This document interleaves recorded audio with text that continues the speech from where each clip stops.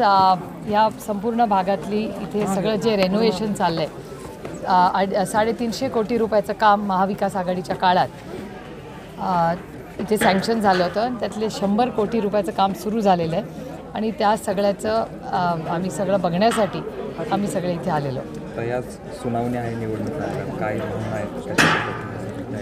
सत्यमेव जयते, सत्याचा विजय होईल अशी आम्ही अपेक्षा ठेवतो.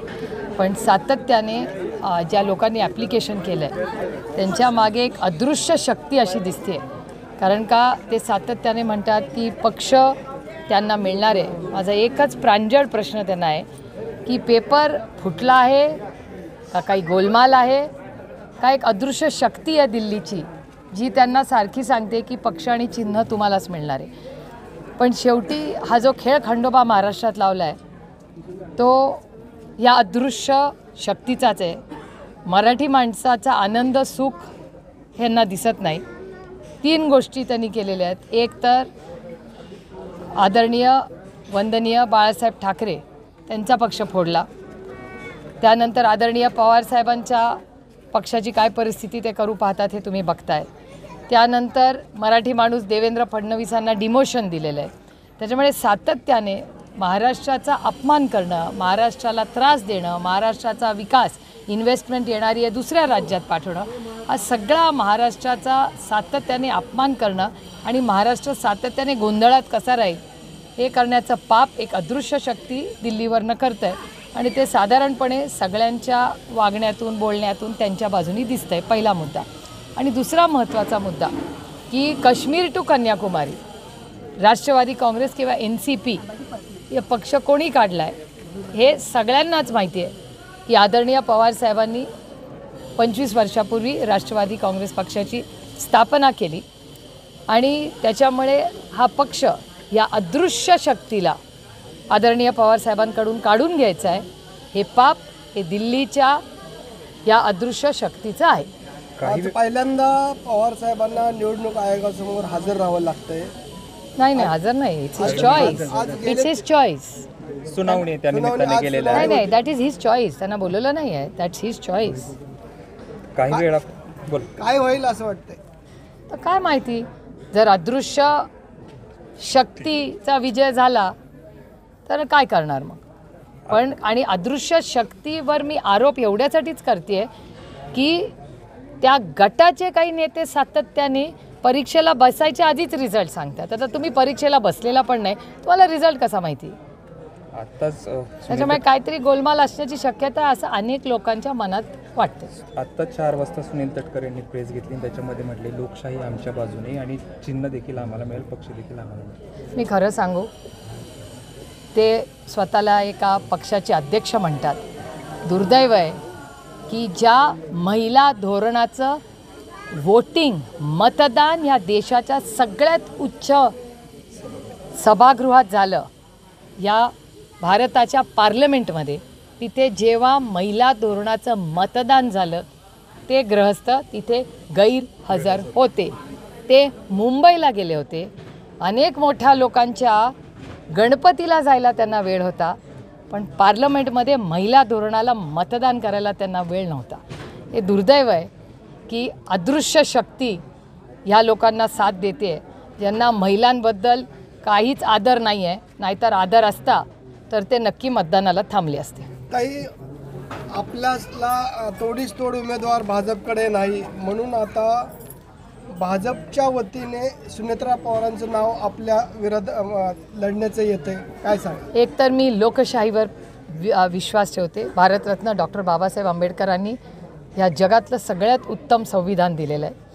जेव्हा एखादं इलेक्शन येतं कोणीतरी विरोधात लढलंच पाहिजे हा माझा आग्रह आहे. कारण का मी दडपशाहीवर विश्वास ठेवत नाही, मी लोकशाहीवर विश्वास ठेवते. 3 वेळा भारतीय जनता पक्ष माझ्या विरोधात लढलेलं आहे आणि 2024मध्ये भारतीय जनता पक्ष लढेल.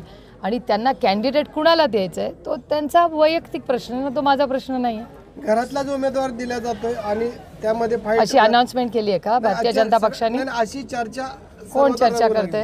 म्हणजे एकंदरीत सगळे चर्चा कोण करते. पुढारी आहेत. कुठले पुढारी म्हणाले. बारामतीत कोण पुढारी कोण म्हणले. एकंदरीत चर्चेला चर्चा अशी नाही, नावाने सांगा. बावनकुळे म्हणालेत का? त्यांची लोकसभेची लिस्ट अनाऊन्स झाली आहे का? म्हणजे भारतीय जनता पक्षाची लिस्ट अनाऊन्स झाली आहे का? सुप्रीम कोर्टामध्ये याचिका दाखल केली का जयंत पाटलांनी की बाबा जे आमदार फुटून गेलेत त्यांच्यावर अपात्रतेची कारवाई असा आदेश जे आहेत ते अध्यक्षांना करावा असं आपल्या वतीने काही दाखल करण्यात आल्याच्या बातम्या येतात? मी तुम्हाला खरं सांगू, हे दुर्दैव आहे की केंद्रातला अदृश्य हात ज्या माणसाने उभं आयुष्य 60 वर्ष या भारताच्या सेवेसाठी केली, त्याच माणसाला ज्याला ह्याच सरकारनं पद्मविभूषण दिलं, त्याच्या कामाचं कौतुक केलं, फक्त ती व्यक्ती त्यांचं ऐकत नाही म्हणून त्याला त्याच्या घरातून बाहेर काढण्याचं पाप ही अदृश्य शक्ती करते. हे दुर्दैव तुम्ही बघा की भारताचं राजकारण कशावर आलं आहे की 83 वर्षाच्या माणसाला त्यांचं ऐकत नाही म्हणून त्याला त्याच्या घरातून बाहेर काढायचं हे पाप ही अदृश्य शक्ती करते. हे नवीनच भारतातलं राजकारण मी बघते.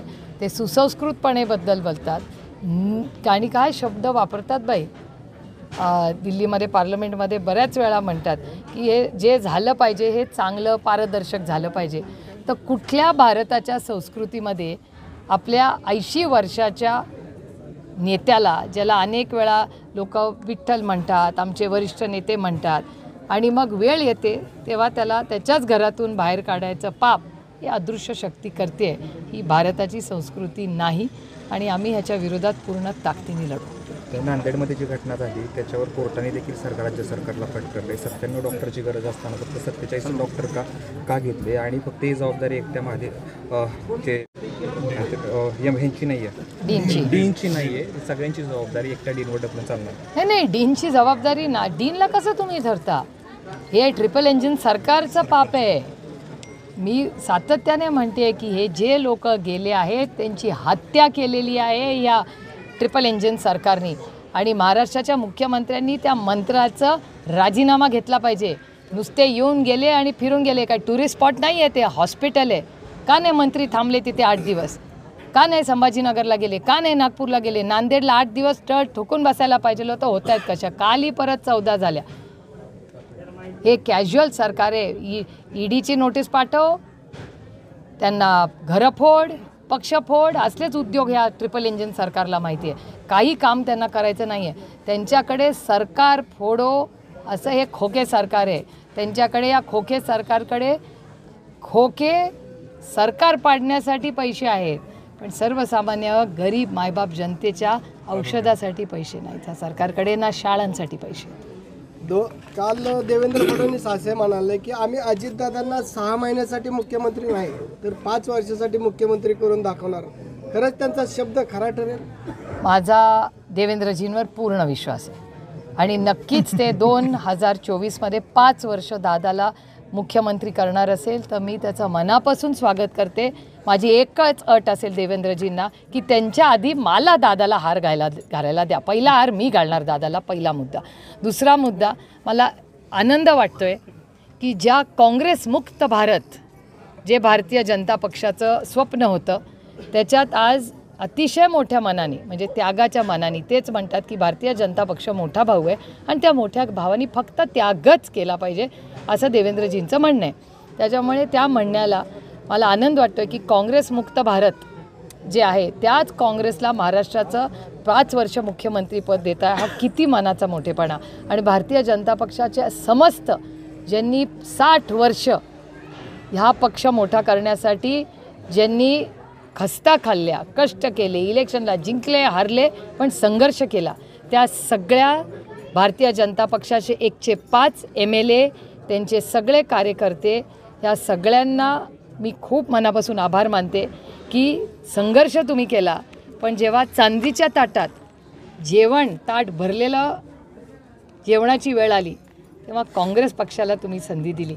याबद्दल भारतीय जनता पक्षाचे खूप खूप आभार. थँक्यू.